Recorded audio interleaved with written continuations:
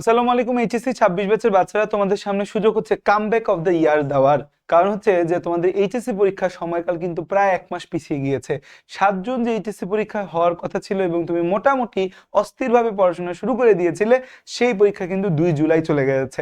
অনেকে আশা ছেড়ে দিয়েছিলে যে আমাকে দিয়ে আর হবে না, 7 জন পরীক্ষা দিলে আমি কোনোভাবেই A+ পাবো না।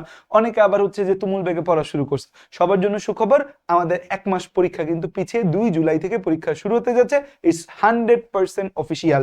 এবং এই 1 মাস পেছনের কারণে বাংলাদেশে অন্তত 5,000 শিক্ষার্থী বেশি A+ পাবে। আমার ধারণা ছিল হয়তো এবছর A+ এর সংখ্যা 20,000-এর নিচে নামতে পারে, বাট 1 মাস পেছানোর কারণে আমার কাছে মনে হচ্ছে যে না, এবার একটা ভালো না amount of number of A+ স্টুডেন্টরা পাবে। সো কে পেলো না তার চেয়ে বড় বিষয় তুমি পেলে কিনা। কারণ তোমাকে অবশ্যই হচ্ছে যে এইচএসসি তে A+ নিয়ে আসতে হবে, তাহলে তোমার অ্যাডমিশন সিজনটা সহজ হবে। আর এইচএসসি তে A+ না আনলে অ্যাডমিশন সিজনটা একটু প্যারাদায়ক হয়ে যায়, কোথায় পরীক্ষা দিতে পারবো কোথায় পারবো না এই চিন্তায় চলে আসে। সো আমার সামনে যে এখনো 75 দিন সময় আছে, এই 75 দিনে কিন্তু আমি দিব comeback of the year.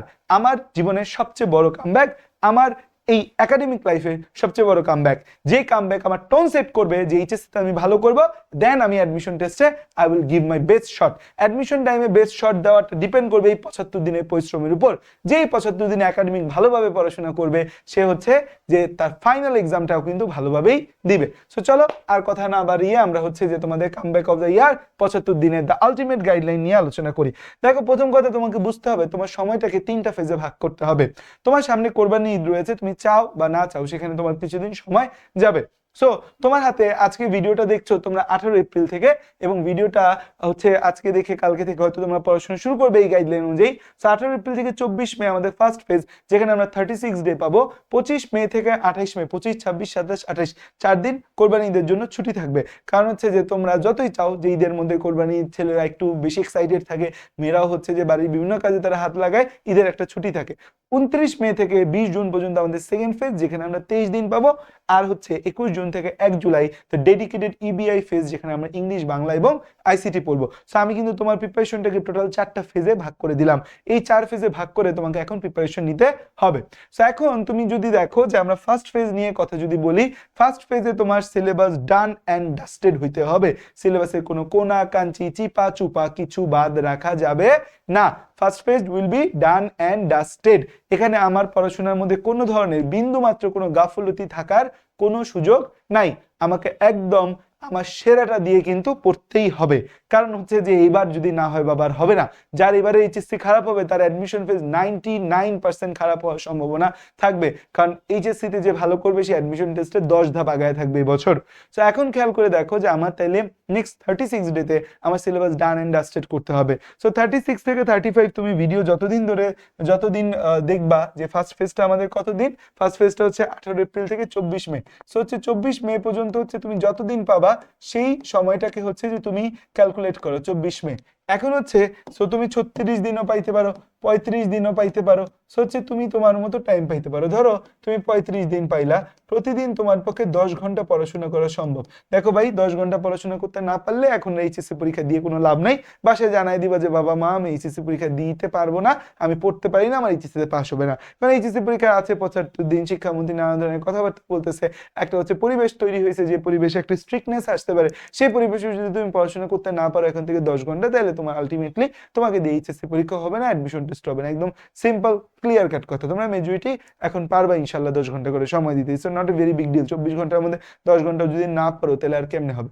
So 10 ঘন্টা যদি তুমি পড়াশোনা চিন্তা করো, তাহলে তোমার সামনে 350 ঘন্টা সময় কিন্তু তোমার হাতে রয়েছে। 350 আওয়ার হচ্ছে যে তোমার সামনে হচ্ছে যে রয়েছে, যেই টাইম তুমি পড়াশোনাতে দিতে পারবা। এখন এই ফার্স্ট ফেজে আমি চাই যে তুমি শুধু বায়োলজি, কেমিস্ট্রি, ফিজিক্স, ম্যাথ এই 4টা জায়গায় ফোকাস দাও। ইংলিশ, বাংলা, আইসিটি যদি কেউ পড়তে পারো ভালো, বাট এই 4টাতে মূল ফোকাস থাকা উচিত।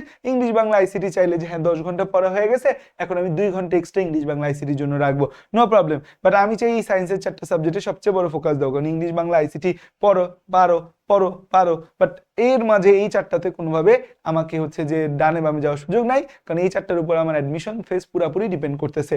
আর বাকি সাবজেক্টগুলো যদি পড়তে পারো ইজ ভেরি গুড। সো হচ্ছে এর সাথে তুমি হচ্ছে 10 ঘন্টার সাথে অ্যাড অন করতে পারো, +2 আওয়ার পারলে হচ্ছে +2 আওয়ার তুমি ইবিআই যদি পারো। বাট আমি হচ্ছে বলবো যদি তুমি জাস্ট এই 4টা সাবজেক্টও পড়ো তাইলেও চলবে।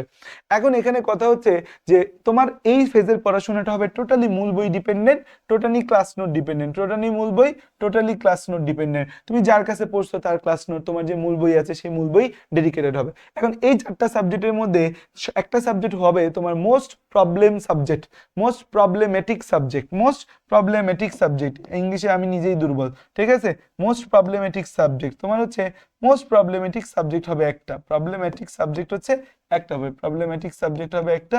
সো যেটা তোমার সবচেয়ে বেশি প্রবলেমেটিক সাবজেক্ট, সেই সাবজেক্টটায় তুমি তোমার টোটাল টাইমের 30% সেই সাবজেক্টটা, 30 to 40% টাইম সেই সাবজেক্টটার মধ্যে দিবা। যে ধরো তুমি বায়োলজি পারো না, ইঞ্জিনিয়ারিং অ্যাসপিরেন্ট, বায়োলজি সেভাবে পারো না, so most time will go on biology, most time will go on biology. So তুমি তোমার মোস্ট প্রবলেমেটিক সাবজেক্ট তুমি কমেন্টে জানাইতে পারো যে তোমার মোস্ট প্রবলেমেটিক সাবজেক্ট কি, হইতে পারে বায়োলজি, হইতে পারে ম্যাথ, যেটা তোমার মোস্ট প্রবলেমেটিক সাবজেক্ট হবে সেই মোস্ট প্রবলেমেটিক সাবজেক্টে তুমি তোমার এই 350 ঘন্টার 30 to 40% টাইম, 30 to 40% চাইলে এমনকি তুমি 30 to 50% টাইমও দিতে পারো, কারণ তুমি অনেক সাবজেক্ট পারো, অনেক সাবজেক্ট পারো না।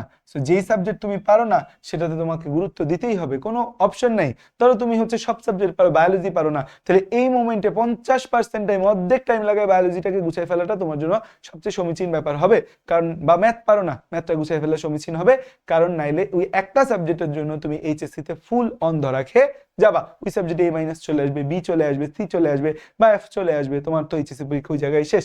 সো যে সাবজেক্ট মোস্ট প্রবলেমেটিক সাবজেক্টে তুমি হচ্ছে 30 থেকে 50% টাইম দিবা। আর সবচেয়ে কম যে সাবজেক্টে তোমার প্রবলেম, যে সাবজেক্টে তুমি সবচেয়ে ভালো পারো, সেই সাবজেক্টটায় তুমি সময় দিবা হচ্ছে 10 থেকে 20% সময়। এই টাইমটায় যে একদমই ওই সাবজেক্টটা থেকে দূরে থাকা যাবে না, বাট ওই সাবজেক্টটায় আমি একটু কম সময় দিব, বাকি সাবজেক্টে আমি একটু বেশি সময় দিব। তাহলে হচ্ছে যে আমাদের দেখো যে সেকেন্ড প্রবলেমেটিক যে চ্যাপ্টারটা, যেটার মধ্যে আমার হচ্ছে সেকেন্ড প্রবলেম, সেই সেকেন্ড প্রবলেম চ্যাপ্টারটাও আমি হচ্ছে সময় দিব কতটুকু, সেকেন্ড প্রবলেম আমার যে আমার সেকেন্ড ফেজে আমার হচ্ছে যে প্রবলেম যে চ্যাপ্টারটা হবে সেই চ্যাপ্টারটার মধ্যে আমরা হচ্ছে যে 20 থেকে 40% সময় আমরা হচ্ছে সেই সেকেন্ড সাবজেক্টটার মধ্যে দিতে পারি। এখন বলতে পারো ভাই 50 আর 40 দিলে 90 হয়ে যায়, তুমি 50 আর 40 দিবা কেন, এটাই তুমি 40 দাও, এটাই 30 দাও, তাইলে তো 70 হয়, তাই না। আর হচ্ছে যে আমাদের থার্ড যে সাবজেক্টটার মধ্যে আমাদের প্রবলেম হবে সেখানে আমরা 20 থেকে 30% সময় দিব। সো হচ্ছে যে এটা পুরাটা মিলাইও না, এটা তোমার মতো একটা রেঞ্জ দিয়ে দিলাম যে কতটুকু হচ্ছে যে তুমি সময় দিবা। ধরো ফর এক্সাম্পল 350 ঘন্টা তোমার হাতে সময় আছে, তোমার সবচেয়ে প্রবলেমেটিক সাবজেক্ট, আমি এক্সাম্পল দিয়ে বুঝাচ্ছি, সবচেয়ে প্রবলেমেটিক সাবজেক্ট তোমার বায়োলজি, তারপর হচ্ছে যে তুমি সেকেন্ড প্রবলেমেটিক সাবজেক্ট হচ্ছে তোমার ফিজিক্স, থার্ড প্রবলেমেটিক সাবজেক্ট তোমার ম্যাথ, লিস্ট প্রবলেমেটিক সাবজেক্ট তোমার কেমিস্ট্রি। তাইলে তোমার এই 350 ঘন্টার মধ্যে তুমি হচ্ছে 30% টাইম বা 30% টাইম যদি তুমি বায়োলজিকে দিতে চাও, 30% টাইম যদি তুমি কাকে দিতে চাও, বায়োলজিকে দিতে চাও, তাহলে কিন্তু তোমার হাতে সময় কত ঘন্টা পাচ্ছ তুমি, প্রায় হচ্ছে যে 30% মানে 90, 105 ঘন্টা তুমি বায়োলজিতে দিতে পারো। সো 105 আওয়ার তুমি বায়োলজিতে দিতে পারো। তারপর তুমি চিন্তা করলে যে আচ্ছা ফিজিক্সেও আমার সমস্যা সেম, আমি ফিজিক্সেও 30% সময় দিতে চাই, দাও 105 আওয়ার সময় ফিজিক্সে দাও। ম্যাথ কেমিস্ট্রি আমি মোটামুটি ভালো পারি, 20% করে টাইম আমি ম্যাথ কেমিস্ট্রিতে হচ্ছে যে দিতে চাই, 20% ম্যাথ কেমিস্ট্রিতে দাও। 20% ম্যাথ কেমিস্ট্রিতে দিলে কত হয়, 20% টাইম ম্যাথ কেমিস্ট্রিতে দিলে হয় মনে হচ্ছে 75 করে হওয়ার কথা, যে হচ্ছে 350-এর 20% কত, 60, আর হচ্ছে এদিক থেকে আসে 50-এর 25, 60,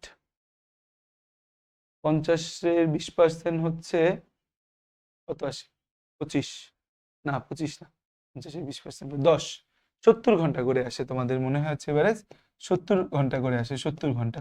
তো 70 ঘন্টা করে তুমি ম্যাথ এবং কেমিস্ট্রি দাও, 70 ঘন্টা করে তুমি ম্যাথ কেমিস্ট্রিতে দিবা। সো আওয়ারটা ক্যালকুলেট করে তুমি নিজের মতো রুটিন সাজায় নাও, এবং একদিনে 2 সাবজেক্ট, একদিনে 2 সাবজেক্ট, একদিনে 2 সাবজেক্ট, একদিনে কত 2 সাবজেক্ট, এইটা হচ্ছে যে মাথায় রাখবা। এখন একটা বিষয় হচ্ছে একদিনে 2 সাবজেক্টের বেশি যাবা না। এখন একটা বিষয় হচ্ছে যে তোমরা ফিজিক্স এবং কেমিস্ট্রি সবাই সব চ্যাপ্টার পড়ো, বাট বায়োলজি এবং ম্যাথের ক্ষেত্রে তোমাদের চিন্তা ভাবনা যে আমি সব সাবজেক্ট পড়বো না। অনেকে চিন্তা করো আমি ইঞ্জিনিয়ারিং অ্যাসপিরেন্ট, আমি বায়োলজি সব চ্যাপ্টার পড়ে কি করব, অনেকে চিন্তা করো আমি মিডিয়া অ্যাসপিরেন্ট, আমি ম্যাথস পড়ে কি করব। ভাই তুমি ইঞ্জিনিয়ারিং অ্যাসপিরেন্ট, ইঞ্জিনিয়ারিং এর চান্স পাইছো, বুয়েটে চান্স পেয়ে গেছো, চান্স পেয়ে তারপর কইও যে আমি ম্যাথ পড়ি নাই, কিন্তু চান্স পাওয়ার আগ পর্যন্ত তোমাকে অবশ্যই পড়তে হবে, কারণ তুমি অনেক ট্যালেন্টেড, বাট অ্যাডমিশন টাইমে তুমি মারা খাবা না এর কোনো নিশ্চয়তা নেই। অ্যাডমিশন টাইমে যে কেউ ধরা খেতে পারে, যে কোনো সময় ভাগ্যের একটা খেল খেলে হয়ে যেতে পারে। বুয়েটের প্রিপারেশন নিতে ভালো, বুয়েট পরীক্ষার আগের দিন আল্লাহ না করুক তোমার ফ্যামিলি কি অসুস্থ হয়ে গেল, তোমার মাথা ঠিক মতো কাজ করতেছে, নিয়ারেস্ট ডিয়ারেস্ট অসুস্থ, সো তুমি বুয়েটে হইলো না, তোমার 2 সপ্তাহ পর ঢাকা ভার্সিটি পরীক্ষা, এখন তো তুমি বায়োলজি পারোই না, 2 সপ্তাহে বায়োলজি পরীক্ষা কি দিবা? কিন্তু তুমি যদি এই ফেজে বায়োলজিটা পড়ে রাখো তাহলে হচ্ছে যে তোমার জন্য ভালো। আমার এক স্টুডেন্ট একবার হয়েছে কি যে তার মেডিকেল প্রিপারেশন নিচ্ছে ভালো, মেডিকেল ভর্তি পরীক্ষা যাওয়ার সময় তার বাবা হার্ট অ্যাটাক করছে, সো হচ্ছে যাওয়ার সময়, সো মেডিকেল প্রিপারেশন সে আর নিতেই পারে না, পরীক্ষা দিতেই পারেনি সে মেডিকেল ভর্তি পরীক্ষা। সো তাহলে তোমার ম্যাথটা, তার 1 মাস পর ডিউর পরীক্ষা ছিল, ম্যাথটা যদি করা থাকতো তাহলে কি হইতো যে সে হচ্ছে ম্যাথের প্রিপারেশনটা দিয়ে, যেহেতু আগে নেওয়া ছিল ভালো মতো, ম্যাথের প্রিপারেশনটা দিয়ে কিন্তু সে ডিউর পরীক্ষা দিতে পারতো। সো ইউ নেভার নো যে তোমার সাথে আসলে কি হয়। সো দ্যাটস ওয়াই তোমাকে অবশ্যই বায়োলজি, কেমিস্ট্রি, ফিজিক্স, ম্যাথ এর সকল সমস্যা দূর করিতে হইবে। সমস্যা রাখিয়া আগানো যাবে না, সমস্যা রাখিয়া জীবনে আগানো যাবে না। সময় যত দরকার লাগে দিব, সময় যত লাগে দিব, দরকারে 10 ঘন্টা জায়গায় 14 ঘন্টা পড়বো, বাট আমি হচ্ছে যে আমার গোল অ্যাচিভ করেই ছাড়বো এবং আমার সিলেবাস শেষ করতে হবে। এই তারিখের পর মার্ক দ্য ডেট, এখনই ক্যালেন্ডার করে বাসার সামনে মার্ক দ্য ডেট, 24 মের হচ্ছে পর আমার হচ্ছে যে ডেট যাবে না, 24 মের পরে আমার পড়ালেখা যাবে না, সিলেবাস একবার 24 মের মধ্যেই শেষ হবে। এটা এখনই লিখে রাখো যে একবার সিলেবাস শেষ 24 মের মধ্যে। আর যার সিলেবাস শেষ, ভালো বাচ্চা যে, সে রিভিশন করো, বা এই 24 মে পর্যন্ত একটা রিভিশন ফেজ তুমি করে ফেলো, তাহলে তোমার একটা ফার্স্ট রিভিশন ফেজ হয়ে গেল। সেকেন্ড ফেজ আমাদের শুরু হবে হচ্ছে 23 দিনের একটা ফেজ। এই সেকেন্ড ফেজটা শুরু হবে আমাদের হচ্ছে এই 29 মে টু 20 জুন। সেকেন্ড ফেজটা হচ্ছে আমাদের 29 মে থেকে 20 জুন পর্যন্ত, 29 মে থেকে 20 জুন পর্যন্ত, 29 মে থেকে 20 জুন পর্যন্ত হচ্ছে আমাদের সেকেন্ড ফেজ। এইটা হবে একটা test paper based phase, revision phase, যেখানে তুমি টেস্ট পেপার পড়বা। যারা দুষ্ট বাচ্চা তাদের জন্য বলছে, ভালো বাচ্চারা তারা আগে থেকে টেস্ট পেপার পড়ে, এখানে তুমি হচ্ছে যে টেস্ট পেপার পড়া শুরু করবা। সেকেন্ড ফেজে টেস্ট পেপার বেসড রিভিশন তুমি শুরু করবা, এবং এখানে তুমি চাইলে ইবিআই অ্যাড করতে পারো, যে তুমি ইংলিশ বাংলা আইসিটি তুমি পড়বা, এবং হচ্ছে যে তুমি বিগত 10 বছরের এইচএসসি প্রশ্ন আর অন্তত 20টা কলেজের সিকিউ এবং এমসিকিউ প্র্যাকটিস করে এইচএসসি দিতে যাওয়াটা ফরজ তোমার জন্য। তুমি না গেলে কিন্তু এইচএসসি পরীক্ষায় ধরা খাইলেও খাইতে পারো। সো হচ্ছে তুমি এই যে 23 দিনের ফেজের মধ্যে 8 দিন শুধু বায়োলজি আর কেমিস্ট্রি পড়ো, টানা 8 দিন বায়োলজি কেমিস্ট্রি টেস্ট পেপারটা সুন্দর করে গুছাই ফেলো। 4 দিন ফার্স্ট পেপার, 4 দিন সেকেন্ড পেপার। ম্যাথ ফিজিক্সের জন্য তুমি 9 দিন সময় নাও, যে 9 দিন সময় নিয়ে তুমি ম্যাথ ফিজিক্সের টেস্ট পেপার গুছাই ফেলতেছো, আর 6 দিন সময় নাও বাংলা ইংলিশ আইসিটি গুছানোর জন্য, বাংলা ইংলিশ আইসিটি গুছানোর জন্য আবার ফেজ পাবা। সো এটা হবে টেস্ট পেপার, একদম টেস্ট পেপার কিনে কিনে ধরে ধরে ধরে টেস্ট পেপার, সাপ্লিমেন্ট যেটা ইচ্ছা ভালো লাগে দেখো, দেখে হচ্ছে যে নিজের মতো সুন্দর করে সমাধান করো। এরপর যেটা আসে সেটা হচ্ছে আমাদের ফাইনাল ফেজ, লাস্ট ফেজ, এটা 11 দিনের ফেজ, এটা ইবিআই। সো আমাদের 21 তারিখ থেকে শুরু হবে, 21-22 জুন আমরা আইসিটি পড়বো, 23-24-25 আমরা ইংলিশ পড়বো, 26-27 জুন আমরা বাংলা সেকেন্ড পেপার পড়বো, 28-29-30 বাংলা ফার্স্ট পেপার পড়ে 2 তারিখ আমরা পরীক্ষা দিতে যাব। এই রুটিনটা ফলো করে যদি তুমি জাস্ট পড়াশোনা করো, সেটা তোমার প্রিপারেশন ভালো থাকুক, প্রিপারেশন খারাপ থাকুক, তুমি মধ্যবিত্ত স্টুডেন্ট হও, তুমি খুব ভালো স্টুডেন্ট হও, যে স্টুডেন্ট হও তুমি ফাটায় পরীক্ষা দিতে পারবা। সো হচ্ছে যে আমরা একদম ধাপে ধাপে তোমাদেরকে গুছাই দিছি কিভাবে কি পড়তে হবে। সো এখন পড়ার কাজটা তোমার, সো তুমি পড়ো, দরকার লাগলে ক্লাস দেখো। তো ভাই আমি চ্যাপ্টার পারি না, এটা পারি না, ওইটা পারি না, কি করবা? তুমি কোর্স কিনো, তুমি যদি লাগে কোর্স কিনো, যদি কোর্স কিনে না হয় বাসায় টিচার রাখো, যদি হচ্ছে যে টিচার রাখতে না পারো তাহলে হচ্ছে বন্ধুর নোট নিয়ে পড়ো, যে বন্ধুর নোট দেখে পড়ো, নোট নাও। যদি দেখো বন্ধুর নোট দেখেও বুঝতেছো না, বন্ধুকে বন্ধুকে পড়ায় দিতে বলো, ঠিক আছে? বন্ধুকে অল্প টাকায় পড়ায় দিতে বলো, যে দোস্ত তুই আমার একটু এই জিনিসটা বুঝাই দে, তোর অল্প কিছু টাকা দিব। অনেক ভালো ভালো স্টুডেন্ট কিন্তু আছে যারা হচ্ছে যে ভালো পড়াইতে পারে। তো যেমনে হোক, কেমনে পড়বে এটা তোমার বিষয়, যেমনে হোক তোমাকে শেষ করতে হবে, এবং ডেপথে শেষ করো বাবা, প্লিজ ডেপথে শেষ করো, ডেপথে শেষ না করলে ধরা খেয়ে যাবা। সো আমরা একদম কামব্যাকের প্ল্যান গুছিয়ে দিছি, এখন কামব্যাক দেওয়ার সময় তোমার। আরেকটা গুরুত্বপূর্ণ কথা বলি, আমাদের তোমাদের জন্য 26 ব্যাচের জন্য কি কি কোর্স চলছে এবং কোন কোর্সটা কারা যুক্ত হতে পারো। আমাদের একটা প্রি মেডিকেল প্রজেক্ট আমরা নামাইছিলাম, ফ্রি প্রজেক্ট, বাট এই প্রজেক্টটা আমাদের এই 7 জুন এইচএসসি মনে করে আমরা আসলে এই প্রজেক্টে আগাইনি। দেখো যারা পরাম্পর মোটামুটি হয়ে গেছে, বা যারা টেস্ট পেপারের উপর প্রিপারেশন নিতে চাচ্ছ, যে একদম টেস্ট পেপার ধরে ধরে তুমি পড়াশোনা করবা, তাদের জন্য আমাদের টেস্ট পেপার সলভ কোর্সটা। এখানে আমরা টেস্ট পেপারের সকল টাইপের, যাদের মোটামুটি একটু পড়ানো গুছানো আছে, টেস্ট পেপারের সকল টাইপের প্রশ্ন আমরা দেখাই দিচ্ছি, এবং এমন ভাবে এক একটা চ্যাপ্টার রিভিউ হচ্ছে যেন তোমার পুরো শেষ হয়ে যায়। তুমি ইউটিউবে গেলে এই ক্লাসগুলোর লিঙ্ক দিতে পারবো, আমি এই কোর্সের লিঙ্ক এবং এই ক্লাসগুলোর লিঙ্ক দিয়ে দিব।